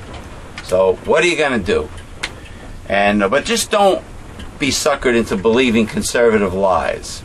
If you have any amount of logic and common sense, or even a little intelligence left you wouldn't be a conservative. in your head, you wouldn't be a conservative. If you had those things. And you wouldn't ever vote for a conservative. You wouldn't vote for anybody like you wouldn't think Christie is just a cat's meow and an American hero. You wouldn't think much of any Republican. Governor Scott Walker in Wisconsin. You would never vote for any Republican if you had common sense. Illinois. Yeah, Illinois. The dope down in Florida. All of them. Yeah. Hey, you want to stop paying a lot of income taxes, middle class. You want to keep your homes, and you want jobs and all that good stuff, and be able to contribute to your own health insurance plan. You want a comfortable, happy retirement. You want all that shit. Don't ever vote for a Republican. Guaranteed you'll get all that stuff. They lie to you. You know, and like my conservative aunt told me one time, Social Security was only meant to supplement your income when you retire. It wasn't meant for you to depend on it. Well, that's easy to say if you are a fat cat with a nice big nest egg waiting for you when you retire. You know? It all goes back to the point that money makes money. If you don't have the money, you're not going to make the money. If you're going to be the kind of person who's going to live from paycheck to paycheck, you're going to need Social Security. You're never going to have your own nest egg when you retire. You're never going to be able to pay for your own health insurance if you live paycheck to paycheck. Only the elitists can do all those things, and the elitists don't want the little people to have those things in reality. And they just want your vote, and they want you to buy their products, and that's it. You're a consumer. You're a drone. You're what is it? A cog of society. Cog in a wheel. Cog in a wheel, and eventually they want you to be their slave, and it's all about the devil's economics, like I've always said. Take care. See you next time. Say so long to the people. Adios. Okay, you got adios, no hasta la vista, baby. All right. All right. Got to change off every once in a while.